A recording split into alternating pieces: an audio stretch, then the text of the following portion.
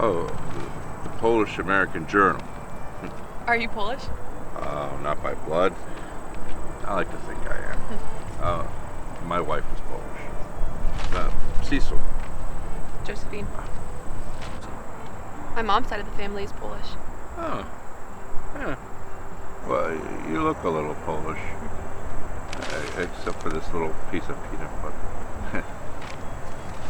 It's a beautiful country. They've just been through so many hard times and so many difficulties, and yet they're such strong, resilient people, beautiful people. You go to the university here? Yeah, third year. I'm studying education. Oh, so you're going to be a teacher.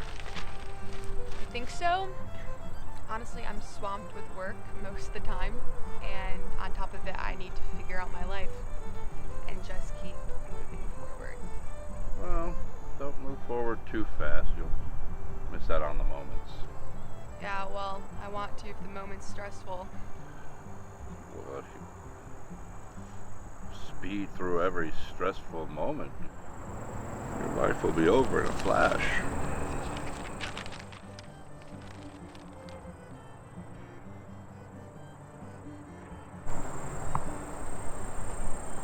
What part of Poland was your wife from? Wadowice. It's a small little town near Krakow. Eva. I met her when I was traveling. I was in international business, so I met her on a business trip to Poland. I can remember the very first time I saw her. She was sitting at a little table on the sidewalk, selling art. She was a great artist, you know. She loved to paint and draw. And Vichinaki, those little paper flower art. Yeah, she used to sell those too. Anyway, so she was at the stand, and I was coming around the corner.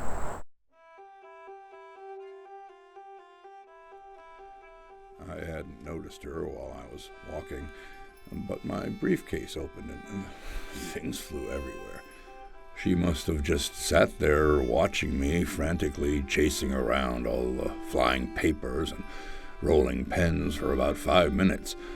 One pen rolled right by her stand, and I bent down to grab it, and when I looked up, there she was.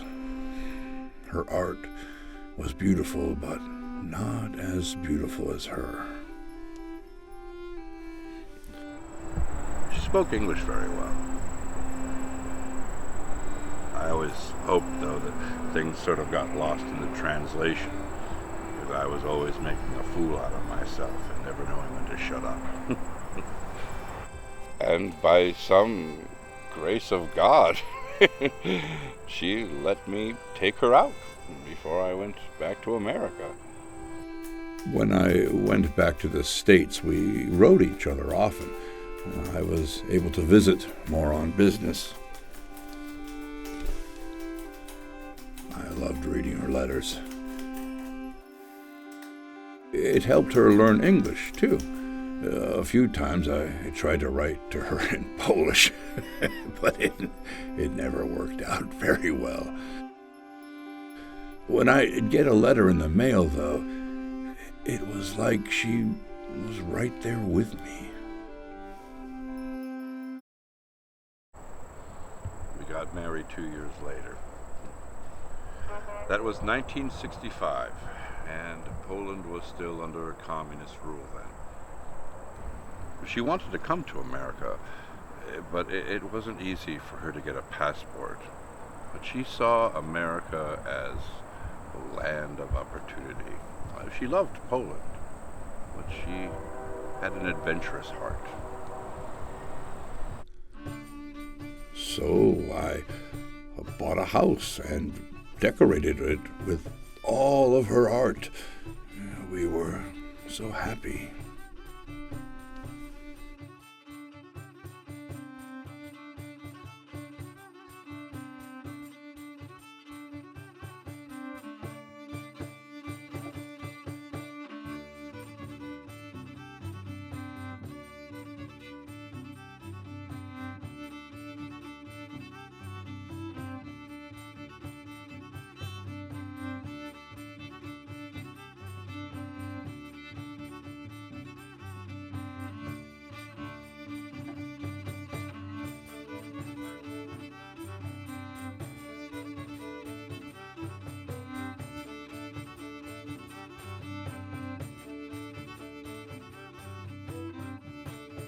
It is done.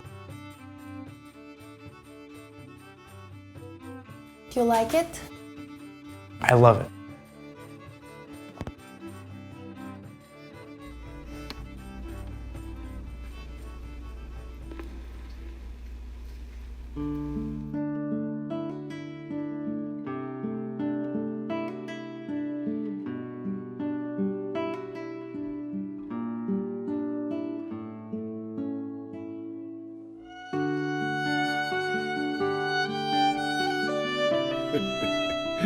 She was funny. Eva loved to learn about American traditions almost as much as she loved to teach me about Polish traditions. The first year we were married, I got to learn all about them. Marzana is the Slavic goddess of death, winter, and nature. Every year on the first day of spring, my people make a straw effigy of her, set her on fire, and send her down the river.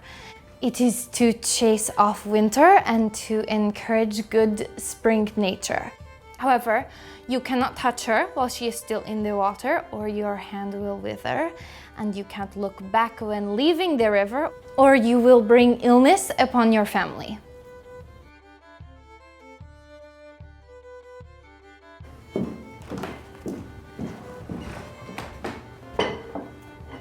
Are we expecting someone else? In Poland, we always have an extra place setting in case we have an unexpected guest on Christmas.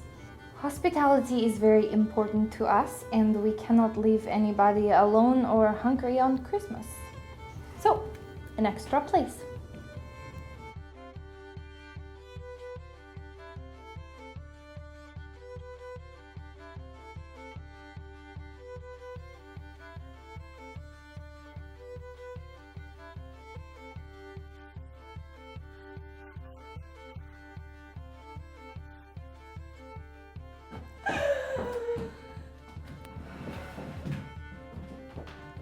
Why did you pour water on me, honey? You see, in my country, we celebrate Śmigus Dynus at Easter time.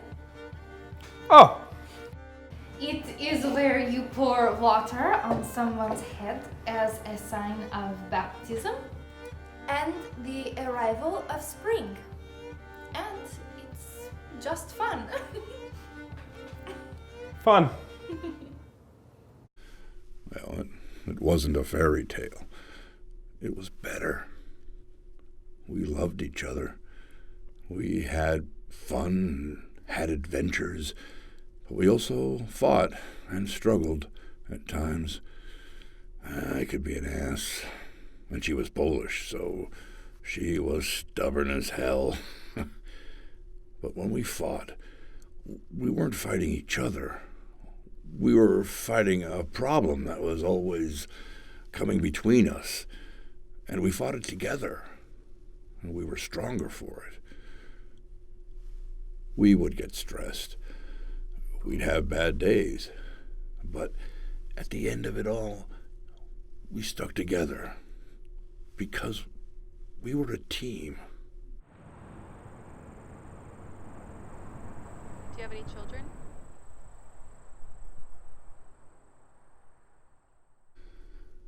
We struggled with fertility problems for a long time, and adoption wasn't very common at the time.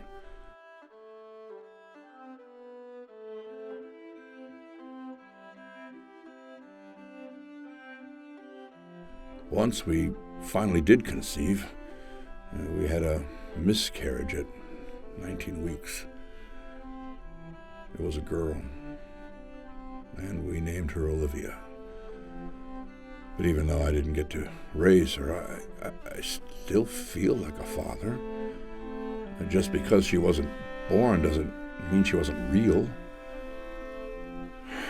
That was a hard time for us, and it put strain on the marriage. We felt the guilt, hopelessness, despair, but we had each other. We kept going. It was good. It was hard for both of us, and I really had to step up and be there for her. And that meant using the little moments to try to make her smile and laugh and know that I loved her. We were both down for a long time. She'd even stopped making art. But one day I walked in, and there she was, painting. She turned and she told me something. Vincent van Gogh once said, "Art is to console those who are broken by life."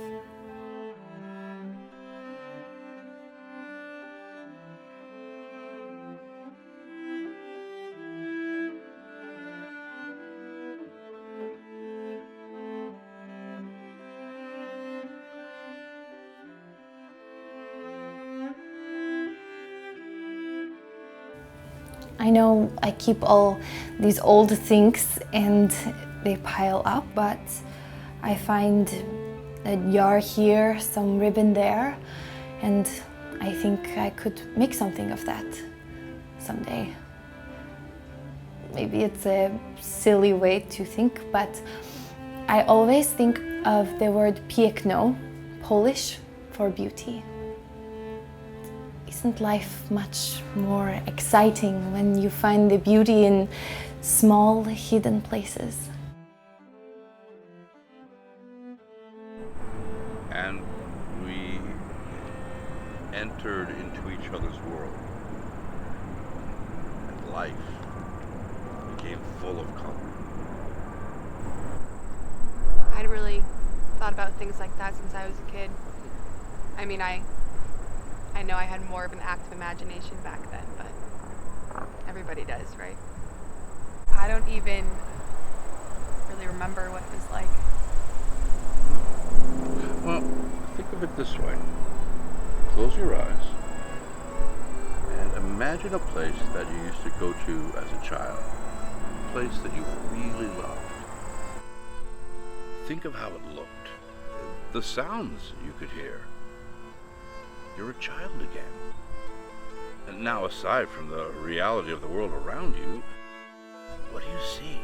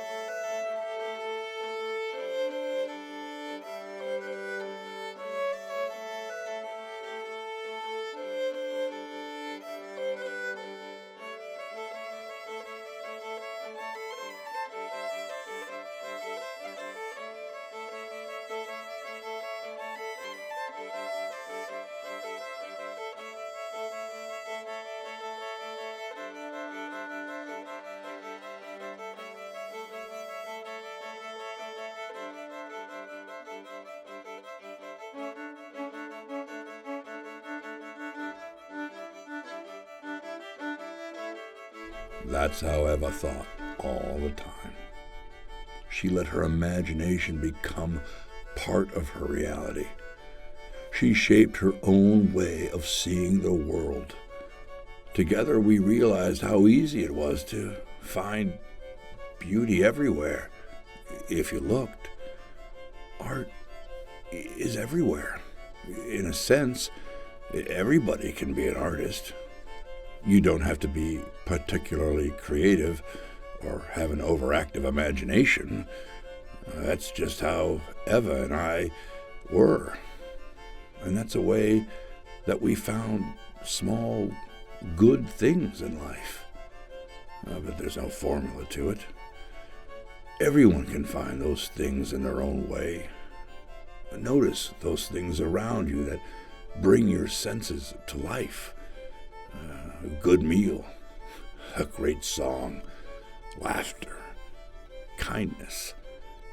People often only look at the big things going on. But if you can look back on your life and think of all the small, kind encounters that you had with strangers, of all the beautiful sounds you've heard, like a piano playing, or your family laughing, of all the great kinds of food you've gotten to taste, of all the love you've experienced each day. Isn't that a life well lived?